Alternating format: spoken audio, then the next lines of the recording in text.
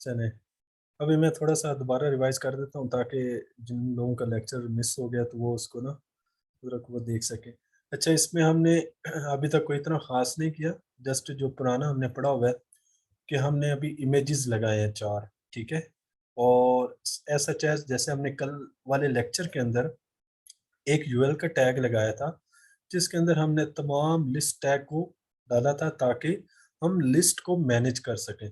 और इसी तरह से मैंने आज ये तमाम इमेजेस को एक डिव टैग के अंदर डाल दिया और उसको क्लास दे दिया गैलरी, ठीक है, ताकि मैं इस एक क्लास को सेट करूं और बाकी सारे इमेजेस उसके साथ ऑटोमेटिकली क्या हो जाए, सेट हो जाए, ठीक है। तो ये बेसिकली मेरा जो है ना वो क्या है, टारगेट है। अच्छा, उसके बाद अब हम इसको थोड़ा सा सेट करते हैं, और सेट करने के लिए हम टैग यूज करते हैं स्टाइल का, STYLE स्टाइल। और स्टाइल टैग को यहाँ पर मैंने क्लोज कर दिया।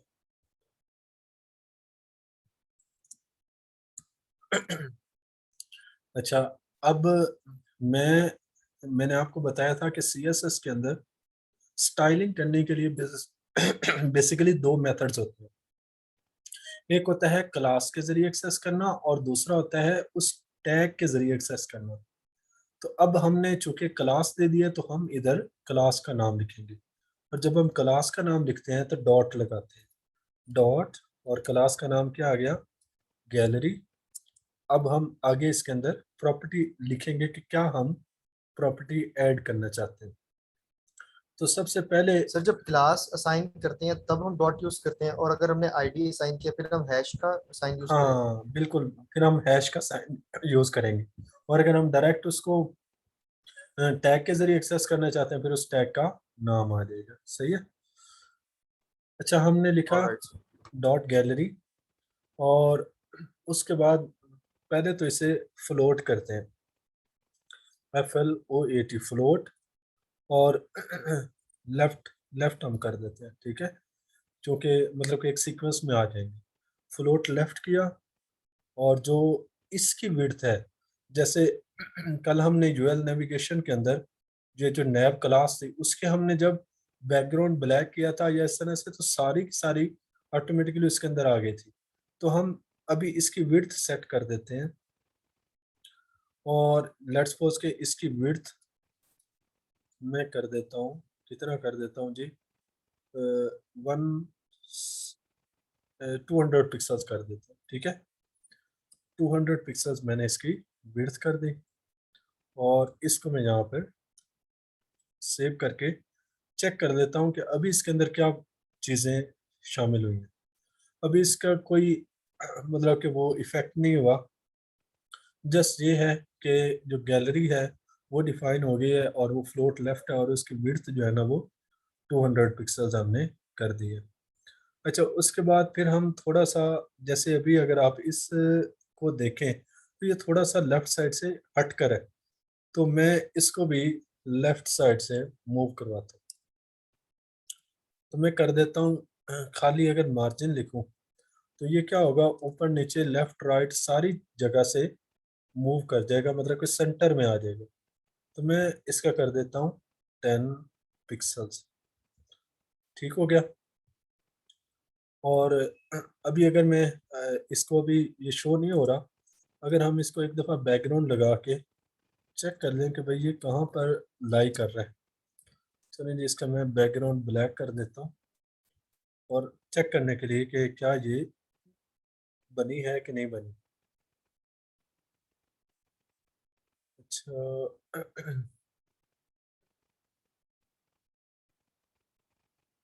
अभी वो शायद इमेजेस है तो इस वजह से वो नज़र नहीं आ रही, ठीक है।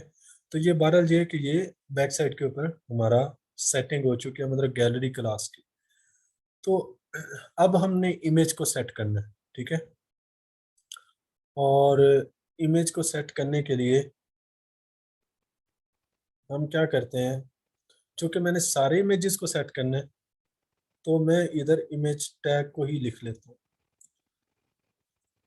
मैंने अब मैं इधर किसको एक्सेस कर रहा हूँ, टैग के ज़रिए। उधर मैंने ऊपर क्लास के ज़रिए एक्सेस किया तो डॉट लगाया, इधर मैंने टैग के ज़रिए एक्सेस कर रहा हूँ, तो ये मुझे पूरा टैग का नाम लिखना पड़ेगा। तो इसका ये फ़ायदा होता है कि सारी जगह के ऊपर जहाँ-जहाँ पे ये टैग यूज़ हुआ होता है, वहाँ पर वो इम्प्लीमेंटेशन हो जाती है। तो मैंने इसकी विड्थ कर दी, लेट्स सपोज़ कि वो 100% कर देता हूँ। और जो इसकी हाइट है, वो मैंने कर दी, कितनी कर दूँ जी, 200 पिक्सेल्स, ठीक है। अब इसे हम चेक करते हैं। तो ये देखें अभी ये सारे के सारे आ चुके हैं, लेकिन किस में आए हैं, मतलब कि वो एक ही लाइन के अंदर आए हैं, ये वर्टिकल फॉर्म में, ठीक है, यानी कॉलम की शेप में। तो हमने इसे हॉरिजॉन्टल फॉर्म में लेकर आना है, ठीक है। तो उसके लिए फिर हम क्या यूज़ करेंगे, अब एक और काम करते हैं थोड़ा सा, कि नीचे कुछ हम डिस्क्रिप्शन भी ऐड कर देते हैं, सही है। बल्कि एक और इधर छोटा सा टैग लगा कर चेक करते हैं कि अगर ये एक लाइन में आते हैं कि नहीं आते। डिस्प्ले इन लाइन, ठीक है। एक दफ़ा चेक करते हैं कि अगर ये इस तरह से इन लाइन में आते हैं। नहीं, इस तरह से नहीं आ रहे। अच्छा, अगर इसको काट के यहाँ पर रख लिखें,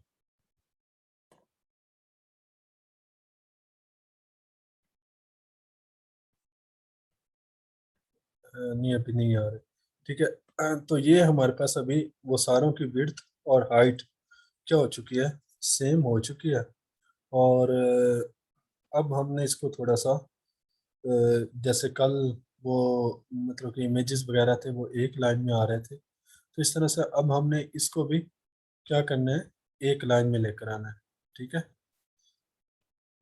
तो एक लाइन में लाने के लिए हम एक काम करते हैं, हम्म,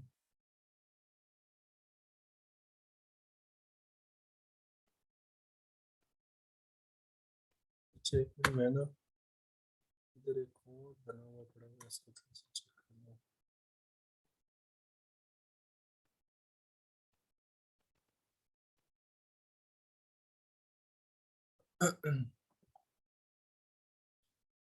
अच्छा, सॉरी, एक थोड़ी सी मिस्टेक हो गई है कि हमने हर इमेज को डिम नहीं दिया था, तो जिसकी वजह से ना ये प्रॉब्लम कर गई। अभी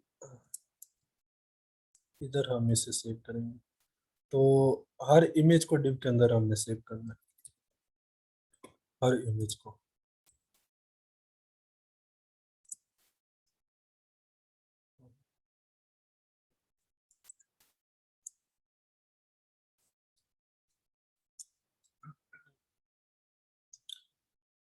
और उसके बाद इधर भी हमने डिव के साथ सेव कर दिया। फिर इधर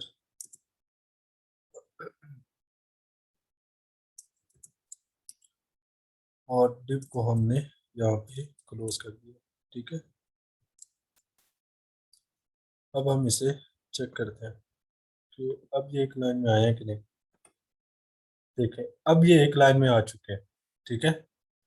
तो अब ये देखें एक लाइन में आ चुके हैं, हर एक की अलग अलग डिव है।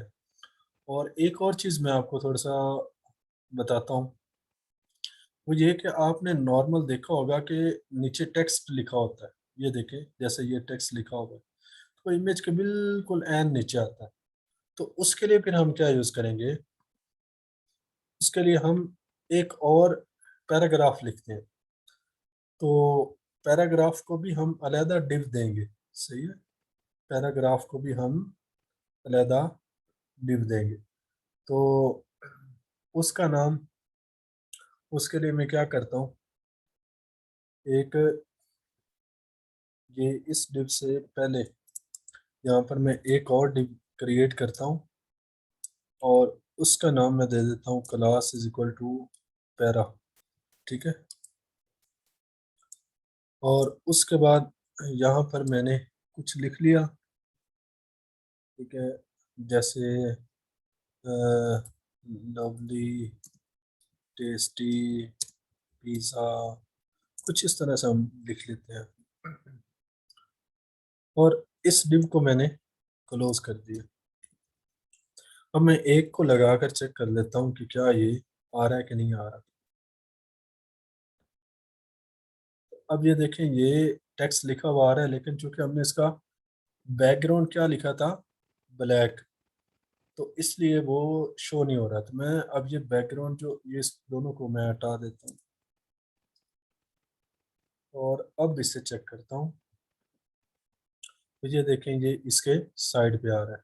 अच्छा, एक और चीज़ आपको दिखाता हूँ कि अब इधर क्या आ रहा है, वो बॉक्स की फॉर्म में आ रहा है। ये देखें, जैसे हल्का सा आपको एक बॉक्स ड्रा हुआ नजर आ रहा होगा। तो मैं अगर यहाँ पे क्या करूँ कि इमेज में बॉक्स को ड्रॉ कर देता हूँ, ठीक है। तो उसके लिए मुझे क्या करना पड़ेगा, बॉक्स को ड्रॉ करने के लिए बॉर्डर डिफाइन करना पड़ेगा, ठीक है। तो मैंने कहा जी, ये यहाँ पर गैलरी के अंदर ही कि इसका बॉर्डर डिफाइन कर दो। और बॉर्डर लेट्स सपोज के वो मैंने कहा कि 5 पिक्सल्स कर दें और सॉलिड हो और जी ब्लैक कलर में हो, ठीक है। मैंने इसे सेव किया और अब इसे चेक करता हूँ कि क्या आ रहा है। अब ये देखें, ये बॉर्डर बन चुके हैं, सही है। तो ये मैंने थोड़ा सा ज़्यादा दे दिया था, आप लोग इधर उधर के कोई नॉर्मल सा कलर लिख लीजिएगा। सिल्वर सिल्वर जैसे लेट्स सपोज के मैं कर देता हूँ। अब ये देखें, वो सारों को बॉक्स लग गया है, ठीक है। तो अब ये बॉक्स बन चुके हैं। अच्छा, अब एक और हम काम करते हैं कि जब इसके ऊपर इमेज के ऊपर माउस आए तो वो थोड़ा सा हिले जुले। तो उसके लिए हम क्या प्रॉपर्टी यूज करते हैं, होवर। तो उसके लिए हम क्या प्रॉपर्टी यूज करते हैं, होवर। तो उसके लिए हमने सबसे पहली जो चीज लिखी, जैसे कल आपको याद होगा कि हमने क्या किया था कि डॉट नैब, नैब में से ए और ए में से होवर के ऊपर जाओ। तो अब हम इमेज के ऊपर लगाना चाहते हैं, तो उसके लिए हम क्या लिखेंगे, डॉट गैलरी, गैलरी में से किसको ढूंढो, इमेज को। और इमेज के ऊपर क्या अप्लाई करना है, होवर प्रॉपर्टी। और उसके बाद यहाँ पर मैंने क्लोज कर दिया। अब आपकी मर्जी है क्या चीज़ें आप इधर अप्लाई करना चाहते हैं। जैसे उसकी हम चाहते हैं कि हाइट और विड्थ बढ़ जाए, तो वो भी आप बढ़ा सकते हैं, ठीक है। और इसी तरह से अगर आप चाहते हैं कि उसका कलर चेंज हो जाए या कुछ इस तरह से कुछ भी आप चाहते हैं, वो आप क्या कर सकते हो, यहाँ पर ऐड कर सकते हो। तो मैं अभी फिलहाल इसका बॉर्डर चेंज कर रहा हूँ, बॉर्डर। और वो मैंने कहा कि 2 पिक्सल और सॉलिड हो और क्या हो, ब्लैक हो जाए, ठीक है। अब ये आप देखना। तो अब ये जैसे मैं इसके ऊपर माउस ला रहा हूँ, वो क्या हो रहा है, थोड़ा सा चेंज हो रहा है। ये देखें, ये देखें, समझ आ गई ना। तो ये हम होवर प्रॉपर्टी को यूज करते हुए कर सकते हैं। अब इसमें एक और चीज़ थोड़ी सी मिसिंग है, वो थोड़ी सी मुझे बुरी लग रही है कि ये जो नीचे टेक्स्ट लिखा हुआ है ये बिल्कुल सादा सा है और इसे हम सेंटर में लाना चाहते हैं। तो इसके लिए हमने कौन सी क्लास डिसाइड की थी, PAR। तो हम इधर क्या लिखेंगे, डॉट PAR। और इसका पहले तो कलर चेंज करो। कलर मैंने कर दिया जी आपके समझाने के लिए मैं इसे कर देता हूँ रेड। और उसके बाद टेक्स्ट अलाइन, मतलब कि इसको अलाइन करो सेंटर में, ठीक है। और इसका फॉन्ट साइज बढ़ाओ,